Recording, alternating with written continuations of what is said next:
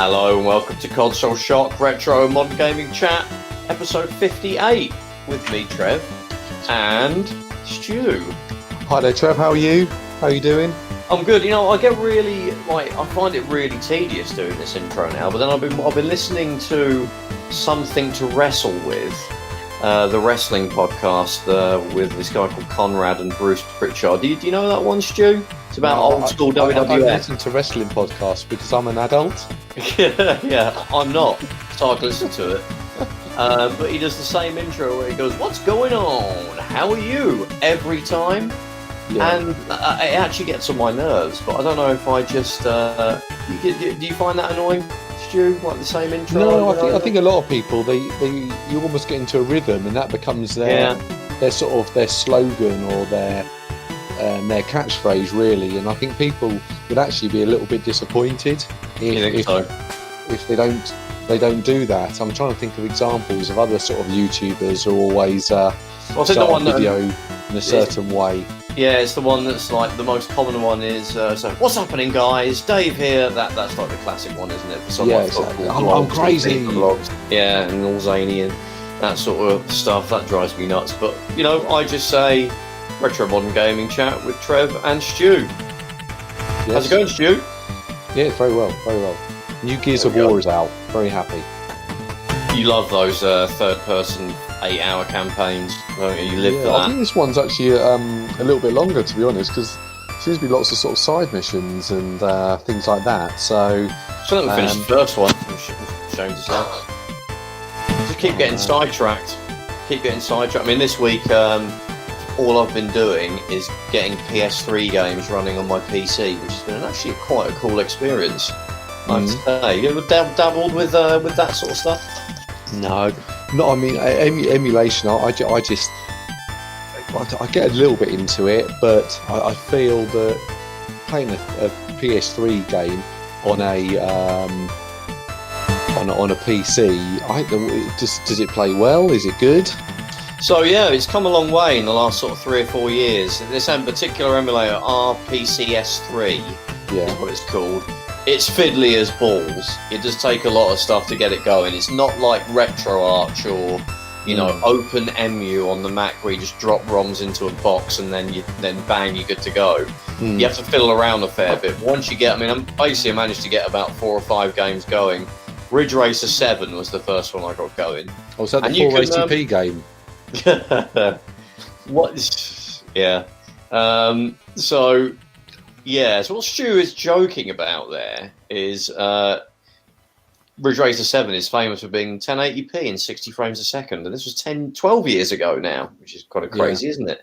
But yeah, I got that running really well, and it plays pretty much just as well as it would on an actual PS3. It mostly holds to 60 frames a second. Again, it's a fair amount of fiddling around you have to do to get it going. And Soul Calibur 4, which runs perfectly at 60 frames a second. I can even knock up the resolution to 1080p when it runs at 720 on a real PS3. And that can stick to basically people post what their what settings you should use, so you're not completely blind going into it. But yeah, because they're not really ROMs and things like that, you're dealing with. Do you put the disc in? Do you play it from the disc? You can't use real PS3 game. It's this whole thing where it's a bit fiddly. You can't use like actual PS3 ISOs that you've ripped yourself. You have to decrypt them. I'm not going to tell you how to do that in case Sony's listening to this, but you have to decrypt them, and you have to shove them in a very specific sort of structure inside the sort of the folder that RPCS3 is installed to. So again, it's a bit fiddly. To be honest, it's still in alpha. That each release that they release, it's an alpha, it's still there's issues with it. But it's amazing to think a console as complex as the PS3, which has like what was it? It had like its main sort of CPU, which is like a Power PC chip, and then it had 7 like satellite processors, SPUs around it, and then it's got the RSX graphics chip, all working together, and it's got a weird ass sort of setup, and it looks like something that would be a nightmare to get emulate. I mean, Sony haven't been able to do it. themselves. They probably could, I guess, if they put their mind to it, but you can't play PS3 games on the PS4 natively at all. We have to do the old PS Now, whatever it is. I'd like to go into a little bit further, but obviously we've got a guest that I want to introduce him. But can you? Is it a case of, do you need a super PC to? Because I know you've got a 1080 Ti or something. Yeah, you like need that. a good one. Yeah, you couldn't run it on like a MacBook with the sort of Intel graphics chip. You need like a dedicated graphics card. But yeah, if you've got, I wouldn't say an absolute beast, but you've got a half decent computer, you'll be able to get with a dedicated graphics card, you'll be able to get a good performance. Just if you can if you can stomach the setup, which I can, or just you can just go get a PS3. Of course, they're super cheap now, but it's cool. It's a really cool thing. We'll go into more detail about it, won't we? When we sort of focus more on emulation. But you're right. We'll do an episode on that. I think that's a good idea. We'll do one. But now we've got another guest, haven't we, Stu? We have, yes. So it's another YouTuber. So last week we had Bob on, didn't we? From Retro RGB. Yeah, Retro RGB Bob. Talking about how to connect old consoles up to modern setups. But today we've got another YouTube favourite of ours. It's Kieran from the Lairds Lair channel on YouTube. Hi, Kieran. Thanks for coming on. Hello there. Pleasure to be here. How are you? I'm good. And I just wanted to say, your comment earlier about the Something to Wrestle With podcast. Yeah, I listened to that as well. It's very good.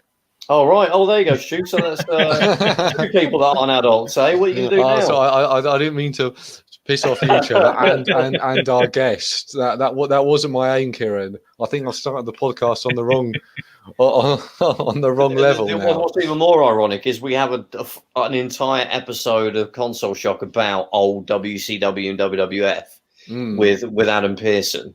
So, so Stuart's changed his tune since then. I'd be honest. I do like a little bit of wrestling. I don't think I'd go down the lengths of listen to a podcast, but it's great. Watching a little bit of it, I wouldn't be, against that. Yeah, it's actually really awesome. Anybody that's into wrestling, please check out that podcast. But we really want you to check out Laird's Lair now. So you've also been on YouTube for a fair bit of time now. How did you get started on YouTube? By accident, really. Oh, nice. Yeah. It was actually funny enough. There was a discussion on Twitter this week, which was asking, like all the big-ish to big YouTubers, I suppose, what their first video on YouTube was, and someone tagged me in it, and. My first YouTube video is actually literally just me pointing my mobile phone at a TV screen,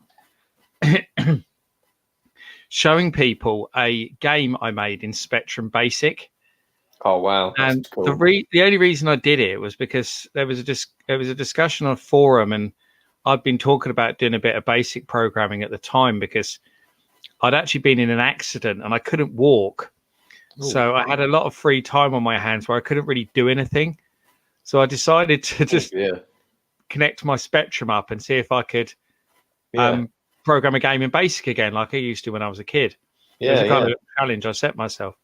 And I did it. And then there was a couple of, right idiots basically on the forum who were going, you're full of crap, you didn't do it, kind of thing. Why, I don't know, because, people arguing on a video game forum. Oh, no, programming a game in BASIC isn't exactly, a massive achievement, So I said, tell you what, they said, tell you what, why don't you make a video of it then? So I was fine.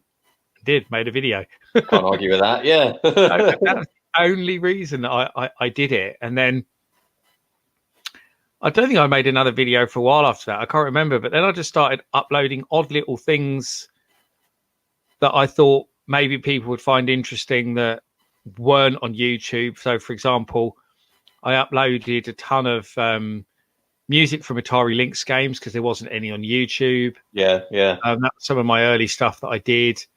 It was just little things like that, really. And then at some point, I decided to actually make proper YouTube videos.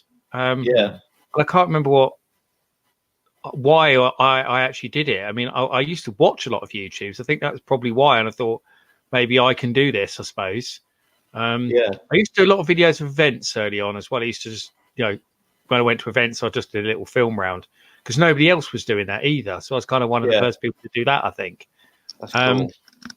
But I didn't really take it seriously probably until, well, I didn't really start doing it regularly and probably until a few years ago. Regular uploads sort of every week kind of thing. Yeah. And it's really only the last 6 months or so that I've taken it really seriously and started using like proper video editing software, writing scripts, things like that.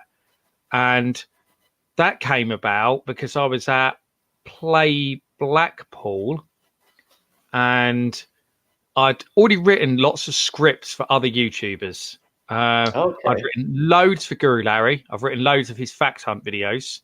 Oh, wow. Familiar with Guru Larry Fact Hunt? You've watched loads of my scripts on that. I've written Larry loads. Yeah, I've probably written about, I don't know, probably about half the ones he's done. I've written, his latest one that he did, I wrote. That's cool. So I've written loads for him. And then I've written some bits and pieces with other people. I'd helped out Ashens, for example, on a couple of videos, lending him stuff. And I've done a video with a guy in America called Wrestling with Gaming, really good channel. Yeah. I've done some bits and pieces with other people. But then, so I was at Blake Blackpool, and it was actually DJ Slopes, Dan Ibbotson. Yeah. I've just done the infamous Spectrum Vega Plus documentary. Yeah, that's awesome, that video. Yeah, that I wrote, and then he obviously presented. That was the hardest thing I've ever made. It took me 2 weeks to write that script. It was long. That video is bloody long. Yeah. And he said to me, basically, why aren't you doing this yourself? Why aren't you making these kind of documentaries? He said, you've got all the knowledge in the world. He said, I don't know anybody who's got more knowledge than you. He said, you can present. I've seen you present. He said, you just need to brush up on your video editing skills. He said, but you need to get some proper software, sit down, teach yourself, and he said, have some more confidence in yourself to do it. Yeah. And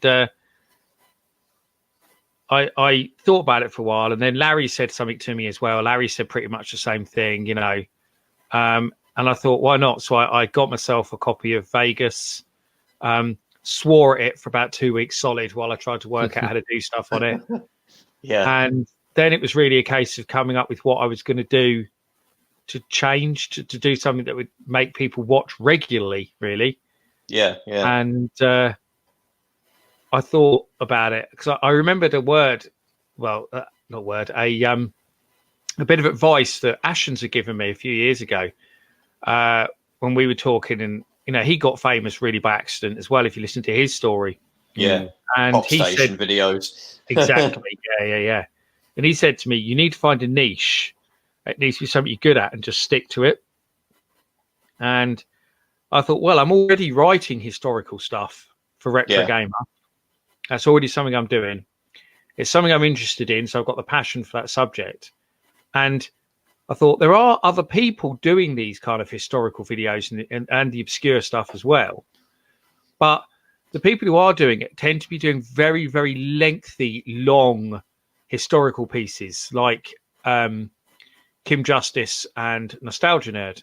They're both very good friends of mine, make excellent videos. I've helped both of them out with things in the past. So both brilliant people. And I thought, well, today's YouTube audience haven't really got long attention spans. So what if I could do a documentary that was, say, 10 to 15 minutes long? And that was my idea. So that was where the whole story of thing came from, really. Cool. That's awesome. So basically you started off with doing your own sort of thing, and that sort of ended up evolving into helping out other YouTubers, and they sort of told you should do this stuff yourself. Pretty much, yeah. Yeah. It's like one thing that I do like. It's probably the videos of yours that I've watched the most. Me and Stu are big fans of, the 16-bit home computer platforms. I like. We both like the Amiga, and Stu, I think he likes the Atari ST. He's kind of a bit of a closet ST fan. He hides it. Since we had the Joy of Sticks on, I've got a little bit of a soft spot for it now. Yeah. Good. Yeah. So obviously you've done a huge series recently over the last year showing a Atari ST versus arcade. So how do you put something like that together? And also you've got other things. Another one I watched was when you did like 100 Amiga games. Do you literally just spend all month just like, maybe you use like WHD load in the Amiga case and just capture the footage? And that must take a long time to make. I cheated a little, in all honesty. All right. Yeah, I used to be part of a forum where I was one of the admins, and there was loads of us who contributed to the site. And we had these kind of visions of all these things that we wanted to do with the site. That a lot of them never really went anywhere. Yeah.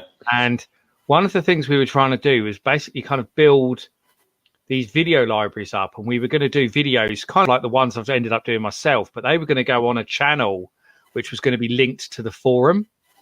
Yeah. And what happened was we actually had loads of people who were basically recording clips, and then we had a server that we were all uploading these clips to, and we ended up with hundreds and hundreds because loads of people were helping out. And so I ended up with a massive archive of clips, and that's where most of these have come from. Cool. Was that through an emulator, or were you actually using the hardware plug? Yeah. Cool. So, I mean, I get the odd comments on some of them where people go, oh, they'll timestamp it, 1326. You suck at that game, and I'll be like, yeah, it wasn't me playing it. In some cases, cool. It is, because there's sometimes where I've got to add extra ones, so I might have to record a few clips here and there, but a large amount of one reason why I started doing a lot of those videos was because I had this archive of clips still going back years, and I thought I want to do something with these. They're just sort of sitting doing nothing, and those kind of videos were very easy to make with all these clips. So is that so? Obviously, you've got a lot of those videos covering a ton of platforms. For those, top 100 games, and here's 100, shoot 'em ups or 10 sports games. What would you say is your favorite out of all, or your favorite platform to work with for those kind of videos? Well, my biggest thing is Atari. Anyway, I'm a massive Atari fan. All Atari systems. Yeah. That's my kind of biggest passion. Is anything Atari related. That's what I've become known for over the years. A lot of people used to call me Mr. Atari because I did so much Atari stuff. And that was the focus of my channel for a long time. My channel was actually called Atari User TV for a long time before it was called Lairds Lair. So it's funny actually, when we had Mark on, we actually talked a lot about, like, especially the Atari ST, because that's what his channel focuses on. Yeah. And we talked about like arcade ports on the ST and how people tend to sort of crap all over them. But we talked about some of the ones that were genuinely good on the ST, like Golden Axe. What are the ones like Final Fight? I actually quite like, as jerky as it is. Rainbow Islands is brilliant. It is, yeah. I think that was the lead platform, wasn't it? And the sort of the Amiga version that everyone sort of thinks of first. No, it was. I'll actually tell you a really funny story about Rainbow Islands on the ST. Oh, please. Go ahead. I was at Revival a few years back, and one of the talks was, oh God, what's his name? I've just suddenly forgotten. The guy from Graph Gold who did it. Oh, yeah. Oh, God, I can't remember either. Terrible. I'm going to have to Google this quick. That's going to really annoy me. Doing exactly the same thing right now. I'm doing it all, doing it. Steve Turner. Yep, the founder of Graph Gold. Yep. So Steve Turner was doing a talk at Revival, and one of the questions someone asked him, they said, "What game that you did are you most proud of?" And I think most people were expecting him to say one of his Spectrum games. Yeah. He actually said Rainbow Islands on the Atari ST. He said because he said he got it so close to the arcade game. He said that even it surprised him, kind of thing. How close he managed to get it. Yeah. And that's interesting. And then he said it got rave reviews across the board, sold really well, etc. And then, funnily enough, I had my ST at that show because I was one of the exhibitors. I had a very large area, and I had Rainbow Islands there. So I went out after his talk finished and put Rainbow Islands on my ST. And then Steve Turner was walking through the room, just having a walk around. And I called him over, and he was like, "Oh, wow, you've got it on. You've got it here." So we sat down and played it. And he was sitting there playing it on my ST and giving everyone a running commentary about how he made it. So there was That's loads of amazing. standing around him, and he's going, "Oh, this is how I did this bit, and this is how I did that bit," and it was brilliant, absolutely brilliant. What sort of setup was it? Was it like, did you have a 1040 or a 520 with a? My Was it like original 520 STFM that I had as a kid with its wonky disk drive and cool. dodgy joystick sockets and bit yellowed, but still works. You ever been tempted to pop a Gotek in it or anything, or? I'd like to get an ST with a Gotek. My brother actually has one. Yeah, and it's something that on my list of something I'd like to pick up. I wouldn't do anything to my original ST. I want to keep that. That's my one I've had since I was a kid. I agree with you on that. I wouldn't like to sort of if I had my original hardware, keep it as is and have another one to, mod and expand and things. Yeah, exactly. Talked about it more in depth in the episode that when we had Mark on. So please, check it out, everybody listening, if you haven't. Joy of Sticks on Console Shock. But I've been sort of ended up with a bunch of STs. I think I've got 4 of them at the moment. But one of them is kind of one I'm really fond of because it's like a Frankenstein ST. Basically, I bought an ST off eBay years ago, and it got damaged in transit, and I couldn't get a refund for it. All the case had shattered. I managed to, or my girlfriend actually helped me glue it back together. Wow. And it was fine. It kind of, it looked okay, and it stayed together. But then the RAM, I think when I was attempting, I can't remember what it was. It might have been I was attempting a RAM upgrade on it. I broke the RAM slots on it. And so I ended up like doing a weird thing on the motherboard where I swapped out the motherboard of this 1040 ST and put it in another 520 ST that was dead case, but the case was immaculate. So I sort of Frankenstein together a perfectly working, basically a 1040 STE in a 520 case. So kind of a wolf in sheep's clothing almost. And because it was one I'd already opened and was messing with, I stuck a Gotek in it, and it's brilliant. It's a little bit clunkier than maybe sort of, WHD load is on an Amiga, sort of, but it's still pretty easy, really. I mean, you could fit obviously thousands of games, and there was obviously a ton of games on the Atari ST, literally a couple of thousand, I think, if you're just talking about commercial releases. And it's a great way to sort of play the games, especially there isn't really a good sort of not very easy hard drive solutions for the ST like there is maybe for the Amiga. So I think it's probably the best way to do it. So I definitely recommend it. It's quite cheap as well to get going, and like a 4 gigabyte, USB stuck in the Gotek, that'll cover you for every single game that ever came out. So I've had a lot of fun exploring the ST library, which I've never have had a chance to do when I was a kid. So I've been able to play all these arcade ports and all these games that maybe I was used to the Amiga version, and I'm just checking out the Atari version and been surprised a lot of the time at how good the Atari ST versions of things are, as someone that is coming from the Amiga side. So if someone pinned you down then and said, ST or Amiga, I'm guessing you would go for the ST, yeah? I'll always say ST because it's what I grew up with.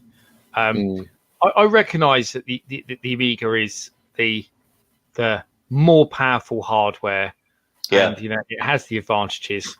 But my nostalgia is with the ST; it's not with the Amiga. So that's one of the main reasons why I would say that. I also, sue me, but I prefer the sound on the ST because I like the sound. I like the sound of a proper sound chip. Like chip tune, yeah. Yes, exactly. So that's why I like the ST sound. And I've always been of the opinion. I've actually written 4 Atari ST articles for Retro Gamer over the years, believe it or not. Yeah. I've always been, championed it a bit because I think it's got a really unfair reputation these days for just being a poor man's Amiga. And it really bugs me because people make it out as if the difference between the two is like a Spectrum to an Amiga, when it's not. It's much, much closer than that. It's more like a Mega Drive SNES situation in many ways, where the SNES has got many hardware advantages over the Mega Drive, but there's still a few areas where the Mega Drive can give it a run for its money. And it's the same with the ST because, people forget, for example, that any game that's using polygons that's in 3D, the ST will always be smoother and faster because it's got a faster CPU and it draws the screen more efficiently. So 3D games always run faster on the ST. Yeah, it seems to be like the narrative on like a lot of where channels that talk about video like Amiga history or home computer history, and it could also be like in magazines. The narrative is, yeah, the Atari started off stronger, then it got to about 1990, then the Amiga took off and killed it, and everybody stopped caring about the ST. Which isn't true. I mean, games are being made, commercial games, like you could get Chaos Engine and Speedball 2 and, Frontier Elite 2, 1993, even into 1994. A lot of those sort of top tier Amiga games were getting an ST version. And something like Chaos Engine, you could just, they look awesome. They look nearly as good as the Amiga version, except for maybe a few colors are missing. Okay, the scrolling might not be as smooth, but they're completely playable. And me and Stuart, when we've talked about the differences, we've used the analogy of it's a lot more like, and you mentioned Mega Drive and SNES, which is totally spot on as well. But we've mentioned that Spectrum versus Commodore 64. You probably would say the Atari's like the Spectrum and the Amiga's like the Commodore 64. Although I'd say the Atari ST and the Amiga are far closer. I'd agree with that statement. Yeah, because you would you would take a screenshot of the same game on the ST and the ST and the Amiga, and you might not actually be able to tell the difference in some cases, and you might struggle like seeing them move as well. The sound might be a dead giveaway, but if you saw a Spectrum v Commodore 64 screenshots, you'd know straight away which one was which. We're totally down with you on that. I think it's like an unsung that kind of the it's just got an unheralded kind of history that I don't think people talk about enough.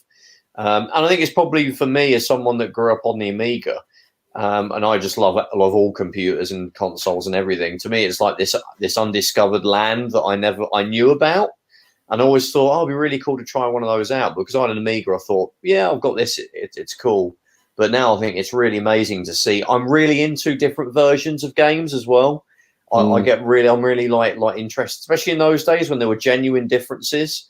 Like now, it's uninteresting, isn't it? It's like, it runs at 1080p on the PS4, but it runs at 960p on the Xbox. No one really cares about that. That's not a super pixel nerd. Exactly. Yeah.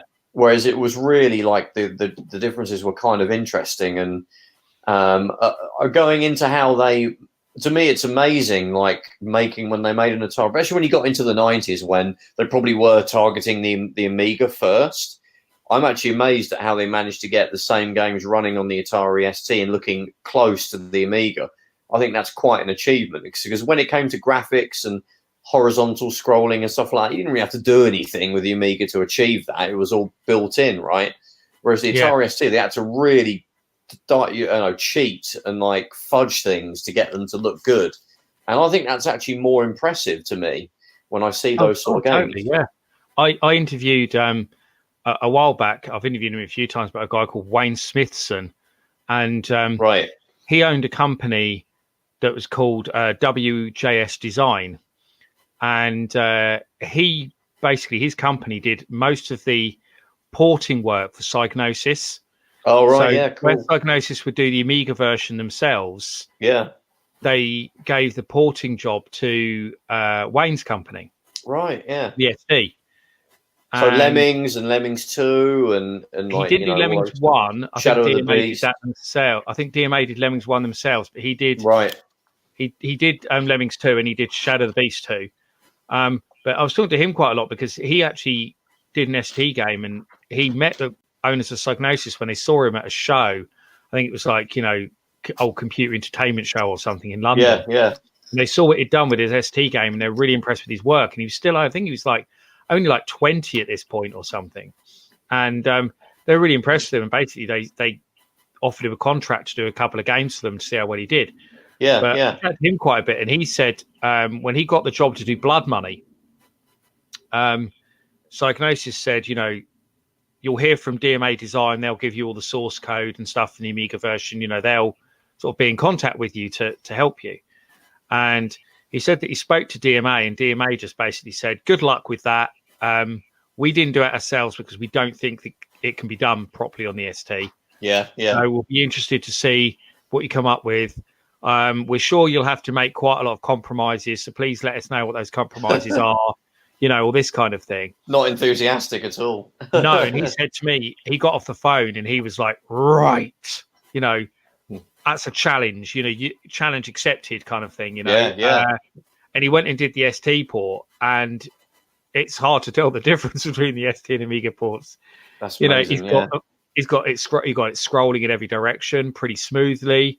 He used tricks to get extra colors on screen. All the features are there. Yeah, he had all of the music redone in chip tunes, and it sounds fantastic. I mean, a lot of people actually think now that the ST music for Blood Money sounds better because of it being an authentic chip tune rather than using sort of low quality samples. Yeah. The ST version of Blood Money is terrific.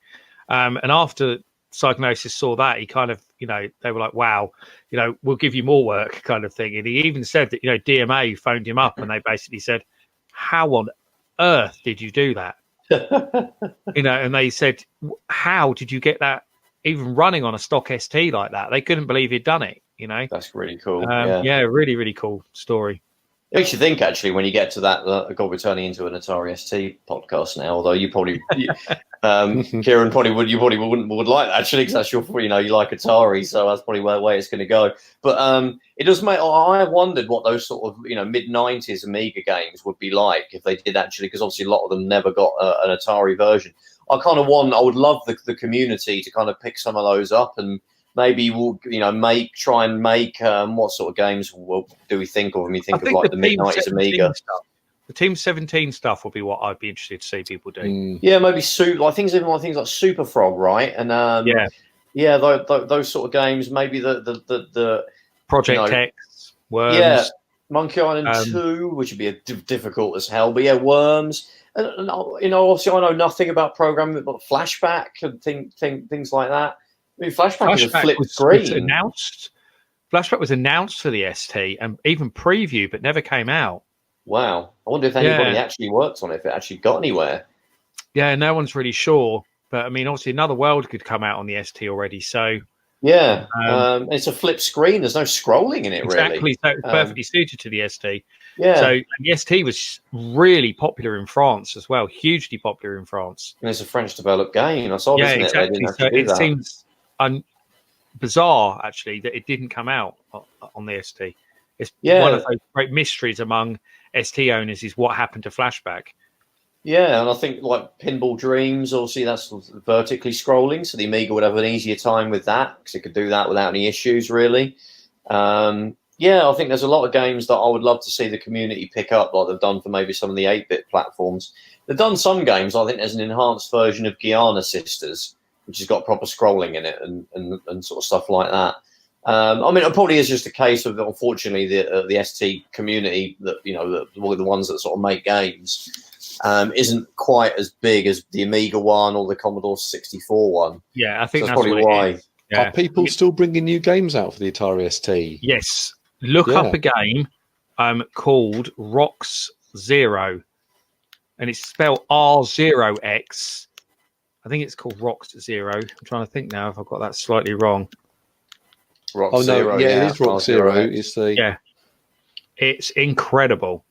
I think it's 1 megabyte only and STE hardware only. You have to have an STE, but it looks incredible. Look at that, and it will blow you away. That's a really recent homebrew that came out for the ST, and it's out of this world. It's so good.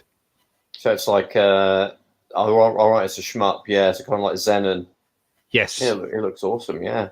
And the soundtrack and stuff is incredible. It's absolutely brilliant. And that's the thing. If you're aiming at the STE hardware as well, then you really shouldn't run into any issues because the STE has hardware scrolling. The STE has DMA sound.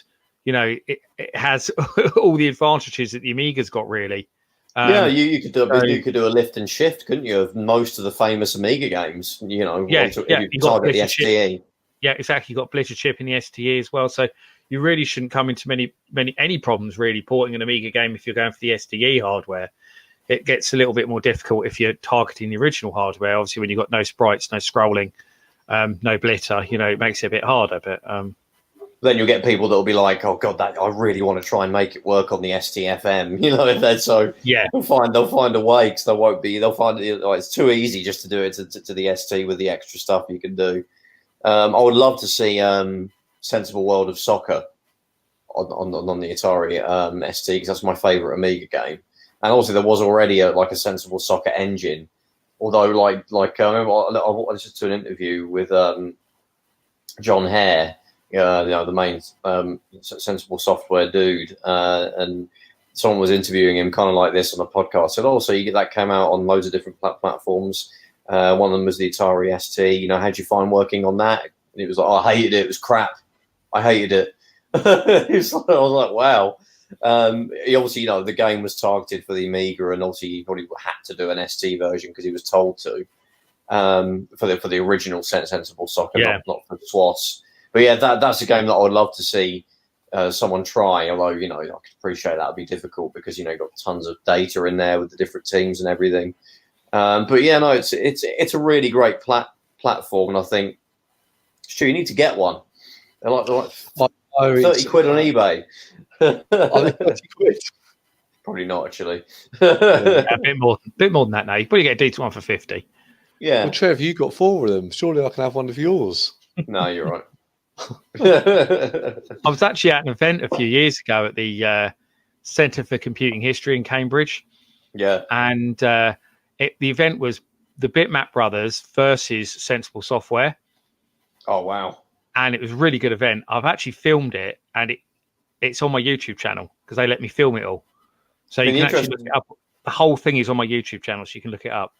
That's cool. I mean, the interesting thing about the Bitmap Brothers is they're kind of that sort of metallic, sort of heavy metal sort of style to all their games is basically because of the slightly more limited color palette of the ST lent itself to that kind of art style, wasn't it? So we got that signature Bitmap Brothers look because of the Atari ST.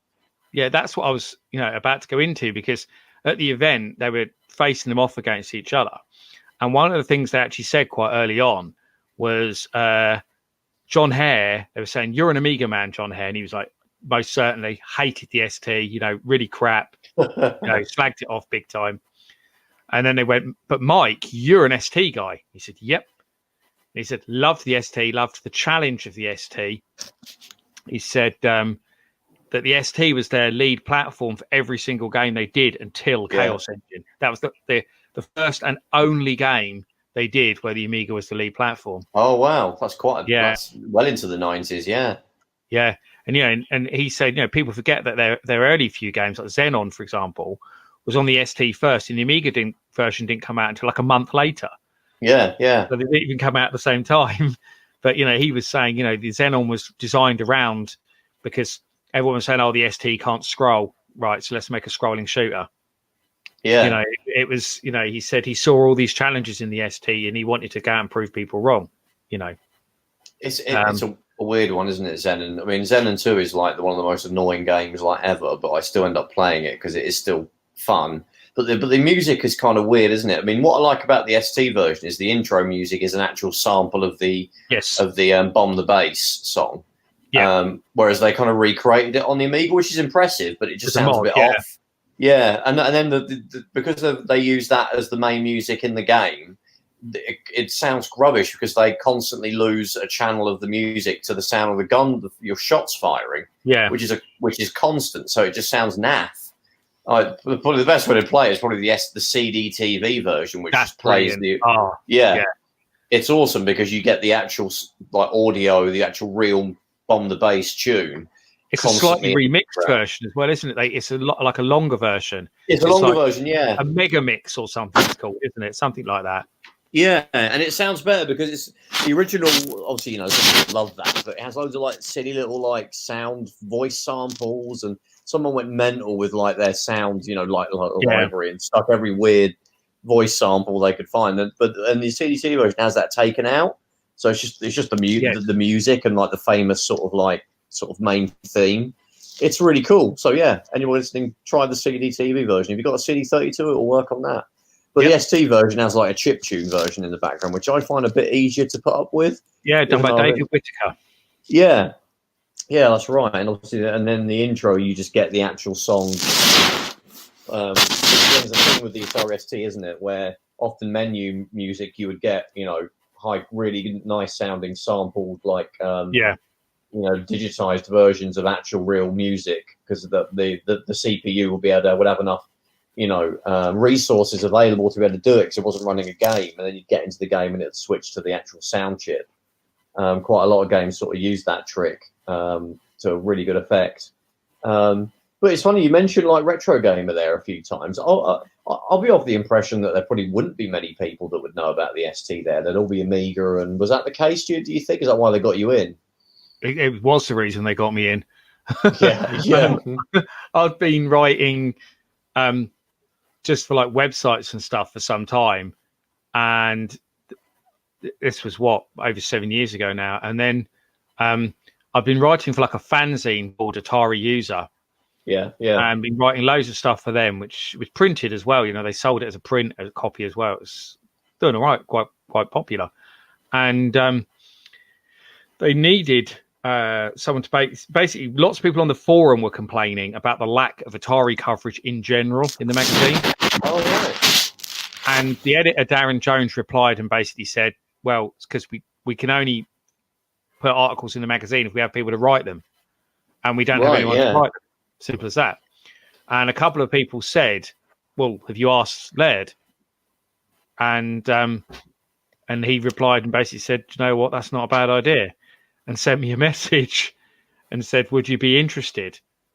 So I was like, hell yeah. Cool. So he said, could you write an Atari ST article? I wrote an article. It went down really, really well. He really liked it. It got loads of positive comments on the forum and stuff, saying, it was really good to see. And I called that first one Never Ending Story, but with a capital ST on story, obviously. Oh, that's clever. Yeah. And went into, like why the ST shouldn't be forgotten the way it has been. That was the whole theme of the article, really. And then, because that went down really, really well, he basically said, do you want to write for us, on a freelance basis going forward? Which I did. And I say I've written a few different ST related articles over the years. I wrote one about obscure games, Minority Report. I did another one a few years later for the anniversary where I did kind of the different sides of the ST. So I had an actual guy who ran a music studio talking about how the ST was used in the music studio. I had a guy talking about how he used it for desktop publishing, because obviously the ST had the high-res monochrome display, which made it more like a Mac. So a lot of people were using it for desktop publishing as well. So I had different people talking about different facets of the computer, which was quite interesting as well. Yeah, a lot of people forget that. One I always mention to people, like, oh wow, that's really cool. Is when you can sort of reference some famous bit of software that is millions of people use these days, and where that started. Like, I love telling people that, oh yeah, the first version of Microsoft Office was on the Mac. And they're like, no, it wasn't. Yeah. And it was like, no, it was. And it was the Windows version come out years later. So there's one. And then an Atari ST one is 3D Studio Max. Yeah, and Cubase. Yeah, exactly. Cubase, of course. But 3D Studio Max, that's also, tons of famous films and things like that have used that for special effects, I think, to this day. I think it's kind of fallen out of favour a little bit in most recent years. But certainly in like the 90s and the 2000s. 3D Max would be used for creating, all kinds of like special effects and characters and models and all that sort of stuff. Started out on the Atari ST mainly as a sort of wireframe visualization of rooms, like CAD software. Again, the Atari ST was really good at shifting polygons. As we were sort of mentioned, it had a fast sort of 68K chip in those days, faster than the Amigas, and it had a really good monochrome. High-res monochrome mode. Some games use that high-res monochrome mode as well, which a lot of people aren't aware of. Yeah, there is quite a few monochrome games, actually, yeah. I believe Star Glider, I think, actually does, which is kind of cool. Yes, you can have it colour and monochrome, yeah. Is it actually playable? Is it like super jerky? I've never actually played it on monochrome. Really, it should run faster because it's not having to do any colour. Yeah, I guess it'd be 640 by 480. I think it is the high resolution. And the resolution would be higher. So So it's probably a trade-off. It probably runs the same speed because what it's losing it's losing colors, which is obviously faster, but then obviously the high resolution. So it's probably, once you trade off those two, it's probably not much different. I've never played it, I have to say.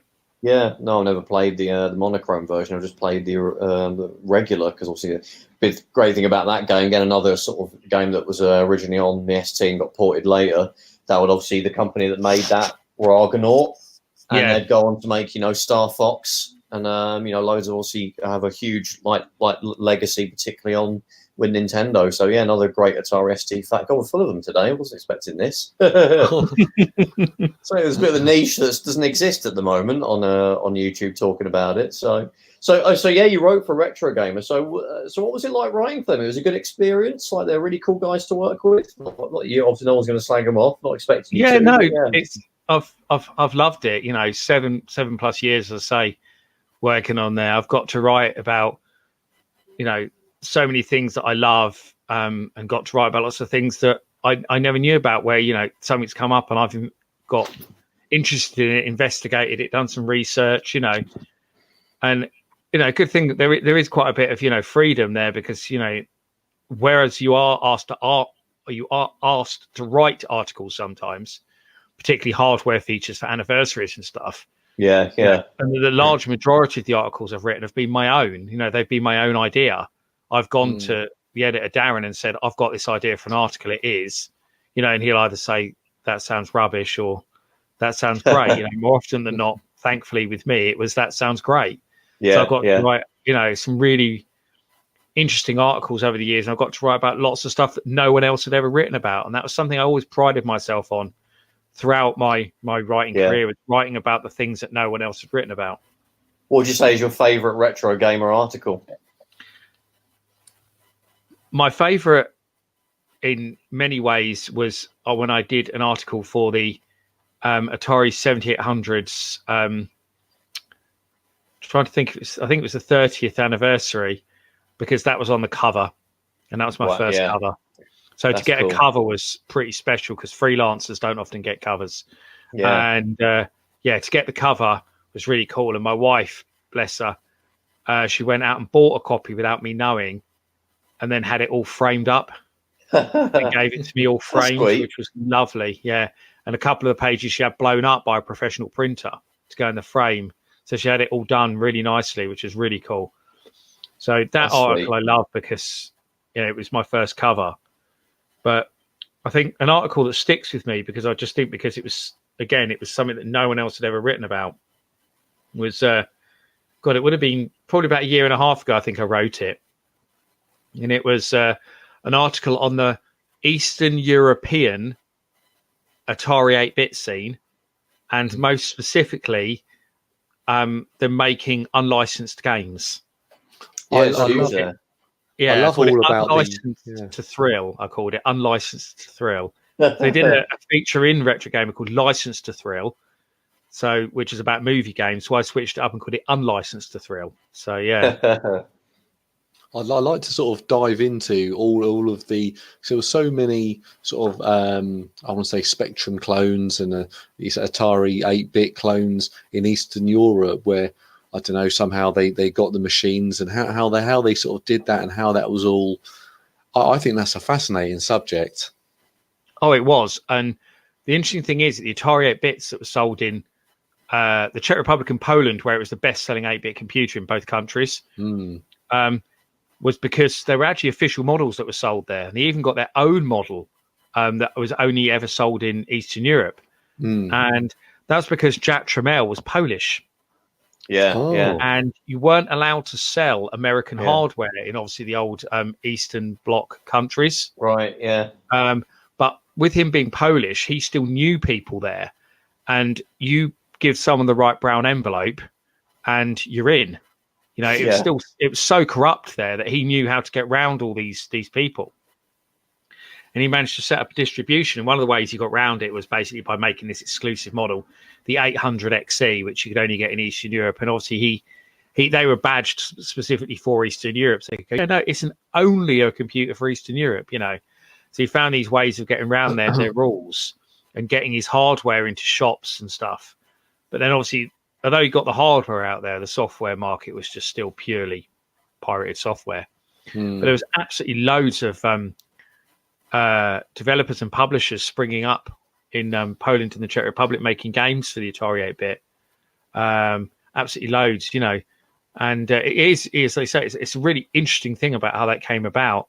And I got to interview a few of those programmers in the article, and it was like, did you even think about, if you're making a game based on the Terminator, are you going to get sued? And they were like, well, we knew we wouldn't get sued because it was Eastern Europe and they weren't going to come over here. And there was, no cooperation between the countries at that point. So we just thought, what the hell, let's do it. And then they said the funny thing was the very movies in the first place they were watching were pirated because the Terminator wasn't released in cinemas there. It was a pirate video that someone had brought over in a suitcase when they'd been somewhere. That's how they got the films in the first place. And then they're making pirated computer game versions of them, so it's kind of suitable, part of the culture, really. Yeah.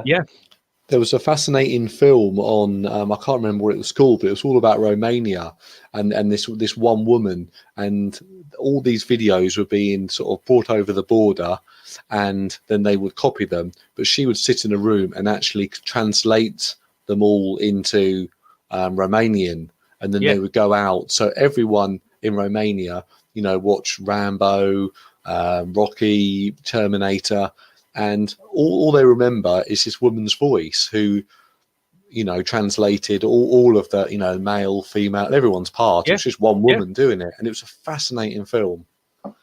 That's what this guy was telling me, he said that's what would happen was, they'd get the video, they'd bring it in and they'd literally dub it themselves.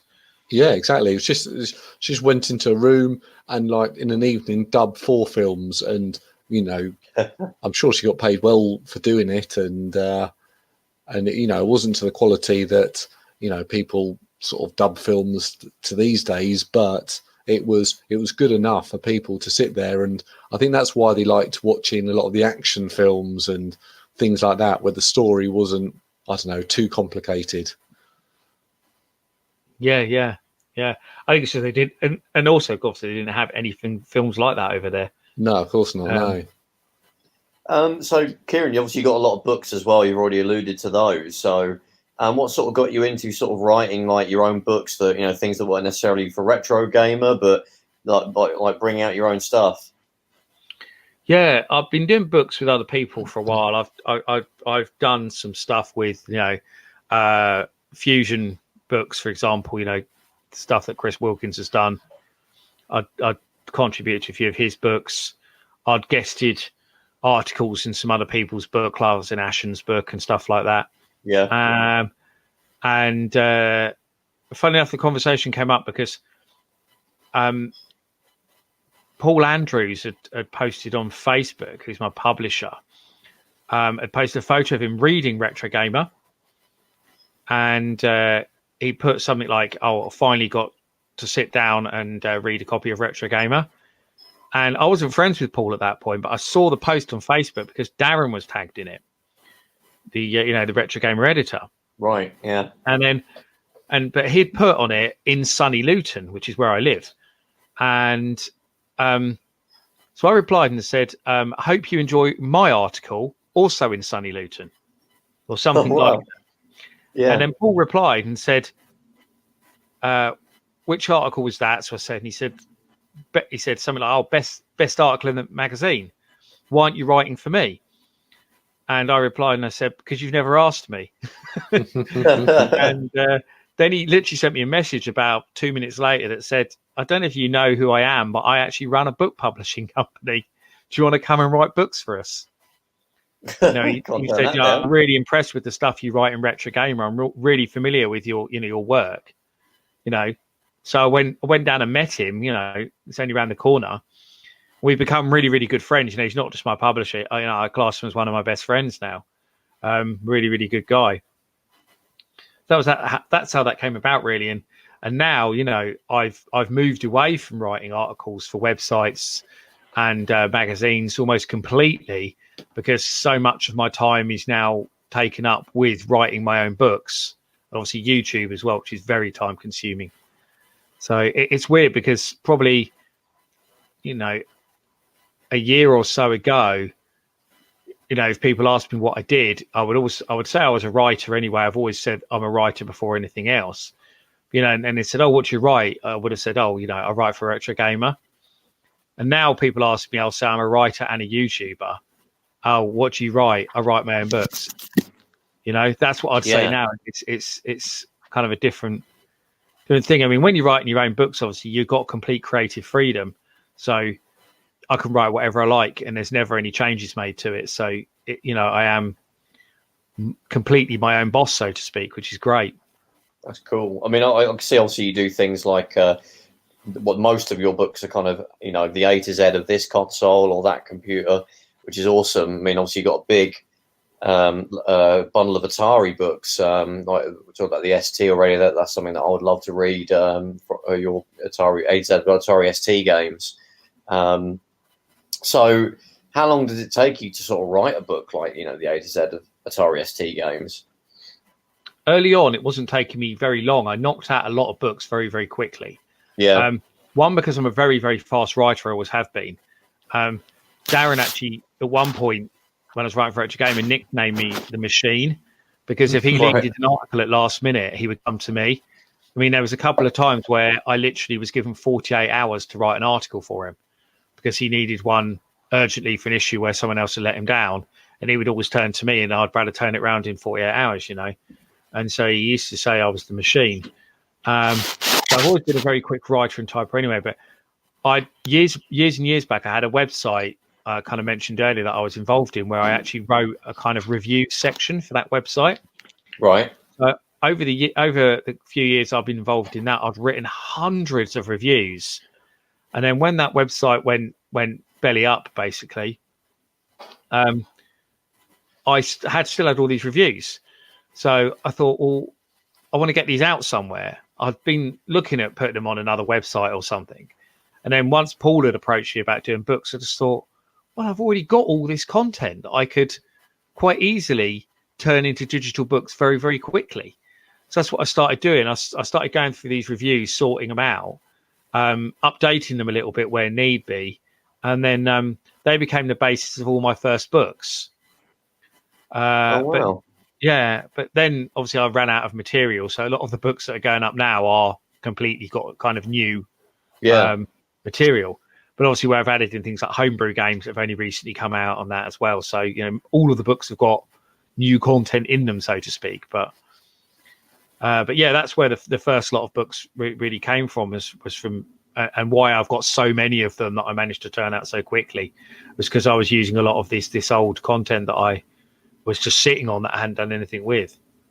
So it's just kind of like it's a really great way of sort of collating all these disparate bits of information relating to a particular system basically into one place. So it's really super easy for someone to pick up and sort of check out in one place. Well, that's it. I mean, it's a $1.99 ebook. It's a couple of pounds. Yeah. So it's not going to be a really big, heavy book. It's just going to be something you can read on the train or whatever. Yeah, that's really cool. So what would you say? Obviously, you've got quite a lot of these books now. What would you say is your personal sort of favourite, or the one that you're most proud of? Well, I've just done 2 print books now, which is really cool because Paul's company is actually the biggest ebook publisher in the UK, and that's predominantly what they do is ebooks. That's awesome. And that's what we started off doing. But Paul always said that down the line, if my books sold well, then we would look at doing print versions. And that's cool. The demand for print books has been getting higher and higher and higher. Everyone now seems to want print books. Print books are actually having a massive resurgence. Oh, that's interesting. Magazines are on a massive downturn, as everyone knows. Magazines are getting cancelled all the time at the moment. We've lost quite a few in the last few years. Big magazines. But print books is a different matter. And obviously loads of people are bringing out retro books now. Sort of, it seems like everybody's doing it, really. And so what my plan was, I said to Paul, the strategy was that we could take 3 ebooks and put them into a print book. It was roughly about the right amount of material to make a decent sized print book. So I said, if we do 3 volumes and of the, say 3 volumes of the A to Z of ZX Spectrum games, each A to Z book is 3 games for each letter of the alphabet. So I said, if we've got 3 books into one, that's 9 for each letter of the alphabet. But I said, we need to give the people buying the print book something extra, I feel. So if I add on an extra review for each letter of the alphabet, we've then got 10 games for each letter of the alphabet, which is a nice round amount and satisfies my OCDs. Yeah. And that's what we did, kind of thing. And so it came round to, that there was so much demand and we were getting so many questions and emails. People were literally saying, when are you going to do a print book? When are you going to do a print book? So we just went ahead and did it through Amazon. Amazon are actually printing it all. My books are printed by Amazon just down the road in Milton Keynes, funnily enough. Oh, cool. So, yeah. So they're doing the printing, but they've all been completely redesigned, the print books. So my favorite one is the A to Z of ZX, not the A to Z, sorry, the ZX Spectrum compendium. Sorry, a compendium of ZX Spectrum games, to give the right title. Yeah. Because that was the first print book I did. Yeah. So that was on my own. That was my first solo print book, with just my name on it that I've ever done. So that's my favourite. The Spectrum was my first system growing up. So again, that's why it was the first book I did as well. And then the Atari 2600 one followed, which was my second system. So, have you considered like getting any of those sort of digital only books, like the Atari ST ones, for example? Maybe getting those printed. They will all go into print pretty much. The books have sold so well. I'm one of Paul's most successful authors now, which is really nice. Place to be in. Not just because he's my friend, but he sees the value in what I'm doing, and there's a lot of value in it. With his own business, because obviously being one of the people behind the C64 Mini, for example, I'm just finishing off a Commodore 64 print book, so that should come out to coincide with the release of the full size Commodore, the full size Commodore 64 that's coming out. Yeah. Oh, that's great. And that's why I'm the only one with a video of the prototype on YouTube as well. Because obviously I've got to see it before anyone else at his office. Well, that's interesting. Yeah. Yeah. So for example, the next book, which is pretty much done, so it's going to appear on Amazon pretty soon, is a compendium of Atari 8-bit games. That will be followed by a compendium of Commodore 64 games. Oh, that's cool. Then possibly ST, because that one's pretty much done. Print book. Oh, I'll be up for that. So yeah, but it's easy to predict, because obviously if you look at the digital books, you can see which ones I've done 3 of. The ones I've done 3 of are the ones that are now being turned into print books, basically. Yeah. But my intention is to try and cover every format, which I don't really think anyone else has done. Most people tend to specialize in one area, and kind of stick to it. But I have just another one I've just finished, which I'm allowed to talk about now. Is I'm sure you're aware of the stuff that Bitmap Books do. Yes. Yes, I've just done a book with them. Wow, they do like crazy high quality and amazing, artwork, and really takes care of the subject matter and showcases it with these amazing. Is that who Nostalgia Nerd did his book with? Was it? No. Oh, they did a Mega Drive compendium. Was it Mega Drive compendium? Yes, they've done Mega Drive, Amiga, Commodore 64. They did the SNK one. They did the RPG book. Mars Systems, their recent one. They've just done Metal Slug as well. Yeah. They did the Bitmap Brothers book as well, I think. They're like awesome. The quality that they produce. Yeah. So we've just finished Atari 2600 and 7800 visual compendium, which will be their first Atari book that they've done. Yeah. And it is officially licensed and endorsed by Atari themselves. That's amazing. The first time that's going to be a dream come true. Yes. Then a roundabout way, I've just worked for Atari, which is amazing. Yeah. Get working on the Atari ST2 then, I think, right? Well, the Atari ST Mini, that'd be kind of cool. Yeah. I keep talking about that to Paul, but he's doing Amiga Mini next. So right. Oh, God, Amiga Mini. God. Oh, Amiga Mini. Oh, there you go, an exclusive. There you go. You heard it here, maybe first. That's not official, but yeah, I think a lot of people are kind of know that's on the cards. I mean, I think I'd buy that. That's just the Amiga 600, isn't it? That's true. Yeah. I would totally buy that. Yeah, I mean, there's already quite a lot of solutions for getting a ton of games on a real Amiga in one place with, like, compact flash cards. So exactly. I can imagine if they could use that technology in, like, a small unit, that would be amazing. It's a no-brainer. It's just sorting out the licensing. That's the hardest part. I think it's popular enough as well certainly in the UK, to sell, at least as much as the Commodore 64 Mini would. So yeah, it's just the licensing. The licensing's the hardest part, I think, really. Yeah, and I think the games, obviously, you just need to get basically sensible software, and those games, everyone looks after them these days, and the Bitmap Brothers and probably Psygnosis, and out of those three, you're going to get most of the big hits, I think. If you could snag Monkey Island on it as well somehow, that would be stunning.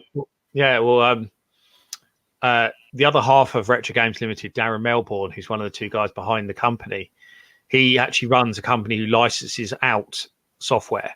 So he actually does the licensing for loads of big companies, which is why he was able to get such good games on the Mini, the C64 Mini. So, for example, all Hewson titles were games that he was already controlling the licensing for Hewson stuff, cool. Which is actually owned by Rebellion now.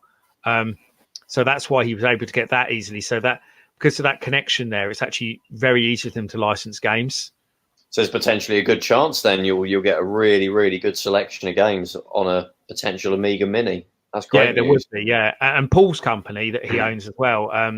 He's actually owns the licenses for loads of stuff as well. He's just been actually the last couple of years been buying up loads of IP from defunct companies to get it back out on the market. So he's just made loads of acquisitions.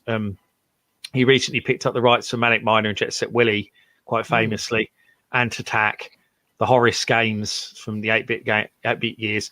But he's loads of strange acquisitions. Like he's just picked up all of the games that were produced by Philips Interactive Media. So he now owns a large amount of the games that were made for the Philips CDI. Oh, God. Wow. He owns the entire library for the Philips Video Pack and the Video Pack name. And another company he bought actually was really interesting. All their IP was he bought all Highsoft's IP. Don't know if you remember Highsoft. They made like Highsoft Basic and stuff. But they also owned a company called Micro Value, and Micro Value did stuff like Gold Runner and Leatherneck, and I'm trying to remember all their games now. What was the game on the ST? The really famous one. It came out on the Amiga as well, but it's more famous as an ST game. Time Bandits. Right. Yeah. So it's quite funny. Like that. You mentioned that guy bought the rights to the CDI games, and I remember about a year ago there were all these rumours that there was going to be a CDI Mini. Yeah. So I'm putting all the pieces together here. These rumours from a year ago, and now this guy's buying up all the rights to the CDI game. I think we could. I think there might be a CDI Mini coming out. Yeah, we were joking about that on Twitter the other day as well, because there was a guy who runs a CDI page. He's a really passionate CDI fan, and he was the one who put the post out that Philips, originally replied to. When Philips went, why not? Who wants to see one? When everyone's going, oh my God, this is kind of, it might happen, And I spoke to him the other day, and he was posting about it again. I said, it might be nearer than you think now. And he goes, what? What do you know? What do you know? And then I just dropped him a link to Paul's website that had the announcement, of what he'd acquired. That's exciting. I would buy a CDI Mini. And then I think, can you put the puzzle together yet? And he was like, what? Oh my God. And he said, tell me more. I said, can't tell you anymore. I think loads of people would buy it. I can't speak for Paul. I might work for Paul, but I can't speak for him, but the realization is that there's somebody who owns the IP who has a history of doing mini consoles. Yeah. You do the math. I mean, I don't know if it'd be the best seller. A CDI. You do it in a limited run, wouldn't you? For just fans you would, yeah. It had to be a real limited thing. It would probably make its money back with a bit on top. I think if you did a limited run to fans, it's probably I would have thought so, because the funny thing is, I think with these mini consoles it's all very well doing stuff like the NES and the Mega Drive and these systems that were hugely popular, but actually a lot of people would like to buy the obscure ones because they never played on them. Yeah, exactly. Yeah. And that's like a CDI, I mean, look now that Konami have just gone and done the PC Engine Mini now. And if reports to be believed, the pre-orders for it have been absolutely insane. Yeah. Because not many people played a PC Engine back in the day. Yeah, and they hear about it on YouTube. A proper release in Europe, it never got a proper release in it. So everyone's like, oh my God, and because they got an absolutely brilliant games lineup on it as well. Konami did an amazing job with the games they got it. They put the stuff like Castlevania on it, their own games. And because they already had the Hudson games from owning Hudson, who produced most of the best CDI stuff. Yeah, yeah. They went and got all the best games on it. And so you looked at the games list and people would be like, well, that was a game I always wanted to play but never did. That was a game I always wanted to play but never did, And so it's no wonder that it's been selling so well. It's also the fact that if you're a kid and you're into video games in the 90s, you would have heard about the PC Engine loads in the magazines and always thought, God, I'd love to get one of them. So there was a built-in base of people that would have been interested in buying one already, that would have been built up over the years. Sometimes it's such a hard, difficult route to entry. If you, like, say, for example, the SNK Neo Geo, if you want to play the original Metal Slug on the Neo Geo, okay, yeah, you can get emulators and stuff on the PS1 and PS2 or versions of the games. But if you want to play it on an actual SNK hardware, you're talking thousands there to play that game, and some of the later ones, and actually. Oh yeah, get the portable one, and these days, if they put the effort in, there's no excuse why they can't be just as good, if not better, but just as good as the original hardware. Yeah, get a CDI Mini. We must be near to an Atari ST Mini. I come on, the Atari ST has got to be ahead of the CDI Mini. I think the thing is, though, the ST hasn't got many exclusive games. The CDI's got loads. That's a good point, yeah. Yeah, which makes it an interesting prospect. And I think, the one that everyone brings up a lot as they would like to see, and this is a perfect example, again, of a system that's sold badly. But when you see these polls about what Mini would you like to see next, it comes up every single time after time. And that's the Atari Jaguar. I thought it'd be Dreamcast. But it's kind of the Jaguar's got his... library. Yeah. It's actually got like a fairly significant one, really. Whereas the Jaguar, you can, it's what is it? Less than like 50 games, maybe 60, 70. It's close to 100 when you bring it in CD games and aftermarket. But the point I was making is the Dreamcast library. How many of those games in the Dreamcast library would you want to play that you can't play on another system? Yeah, that's a good point. I mean, especially things like Crazy Taxi and they've ended up somewhere else. Yeah, they've all been ported to everything. Now look at the Jaguar library, different matter. Alien vs Predator never came out on anything else. Yeah. Super Burnout never came out on anything else. Atari Karts. Skyhammer, which is an amazing game that Rebellion did after Alien vs Predator. Can't play it on anything else. There's 05, another really amazing space shooter. Can't play it on anything else. Missile Command 3D, Defender 2000. There's all these games on the Jaguar that can only be played on the Jaguar. I think people forget actually how many good exclusives it has got. And then you've got the best version of Tempest 2000, the best version of Rayman. I think console version of Sensible Soccer. So you've got all these other good games, big name games. Cannon fodder. Atari, a Jaguar Mini would actually be really good. But at the moment, no one's even written a competent PC emulator really for the Jaguar. It's getting better, but there's still not one that's perfect. So I think you would need to find a way around that. I think if I was making a Jaguar Mini, I'd probably pop a bunch of Atari Lynx games on it as well. Make it like a 90s Atari console, greatest hits. But obviously, in the shape of the Jaguar. That's what a lot of people are hoping they'll do with the Atari box. Yeah.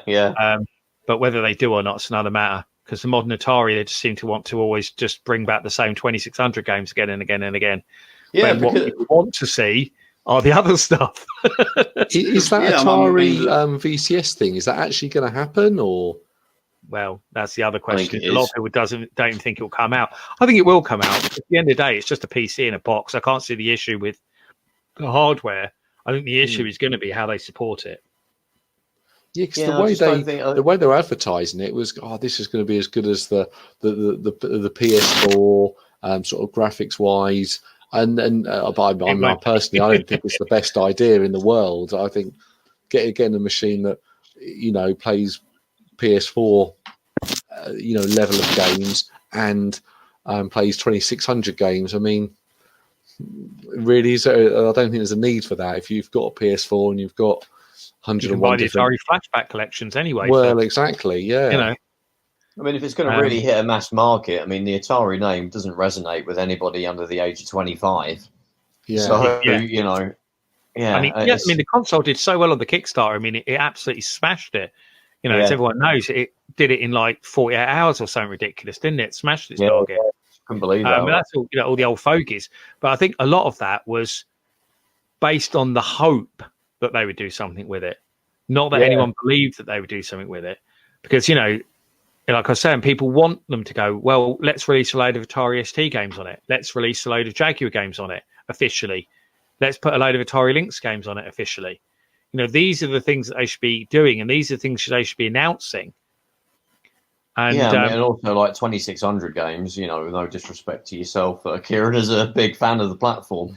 They're not really games you would keep playing for months on end, especially if you're not a retro game and you're just thinking, oh, Atari, I love that name, I'm going to buy that console. They wouldn't necessarily be able to get a kick out of it to the high level that people like us would, and they get bored quite quickly. So you'd have to tap into that Jaguar, those games that are real games that have aged well, and Lynx games that you could still play today for hours on end, So it'd be interesting. I'll totally buy a Jaguar Mini.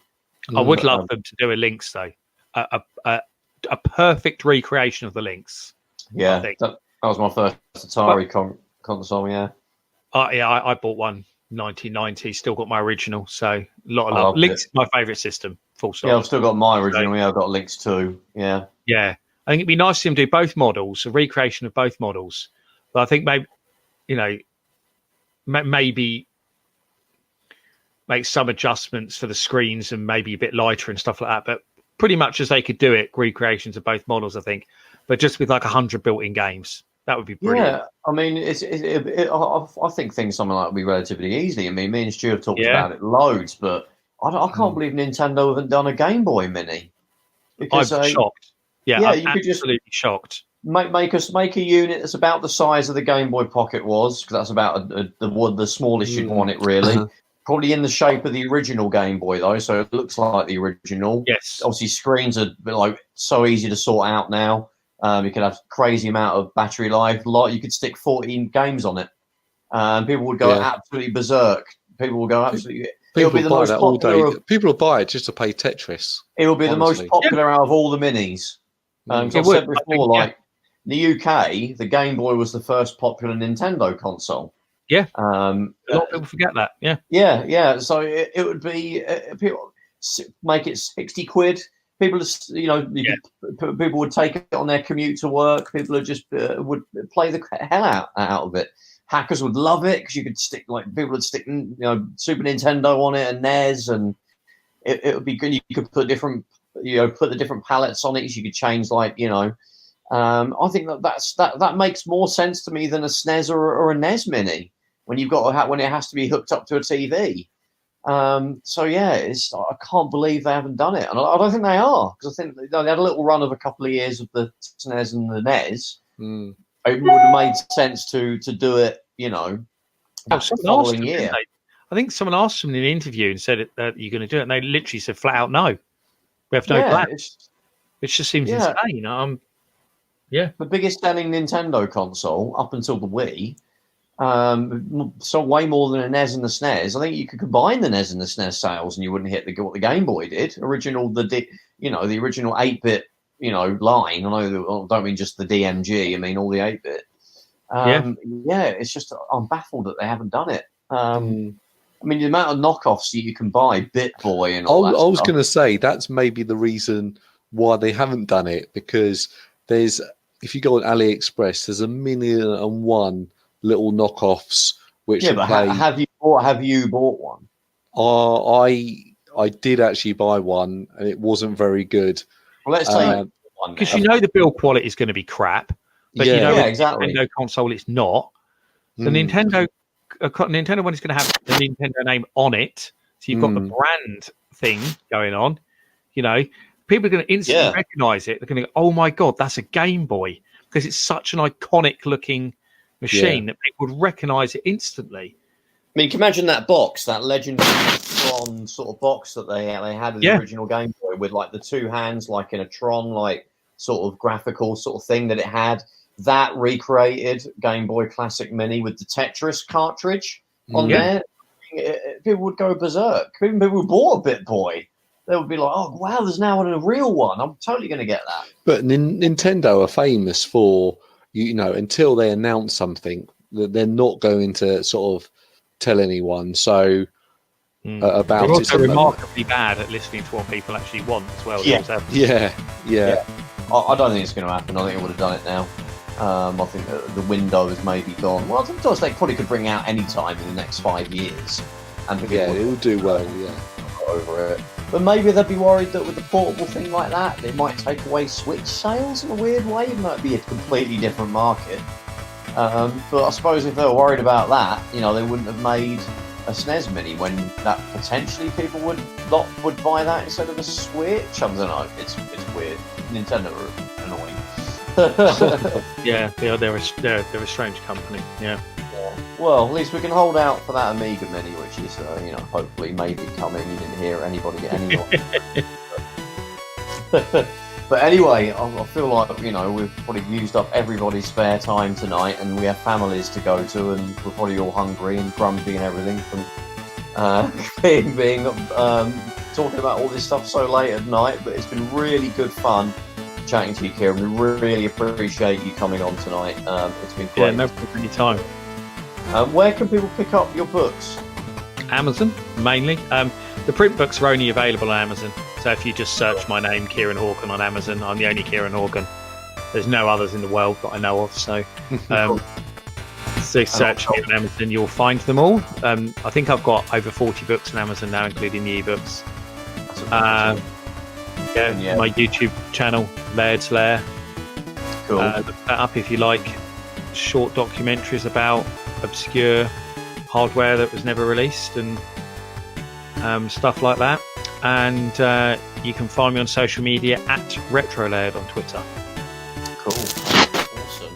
So check out Kieran's books. I mean, like you were saying, they're super cheap, and you can really get, you know, they're great for reference material, like we were just saying about the Atari ST, which is kind of underappreciated. There's not a lot of content out there for it, but Kieran's produced multiple volumes of an A to Z of Atari ST games. So great little thing. You can just grab off the shelf, flick through, or digitally. Is that available? Digitally?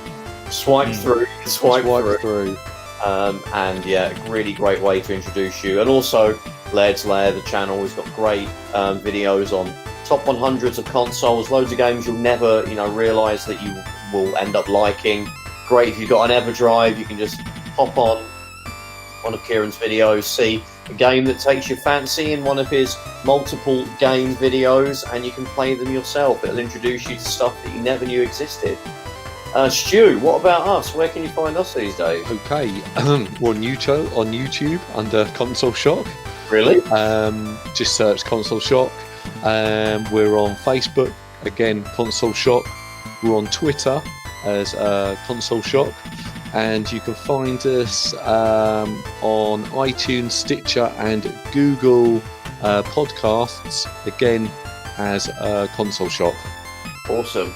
Well, thanks everybody for listening. Thank you, Kieran, for jumping on the show tonight. And thanks very much. See everybody in the next one. Take care.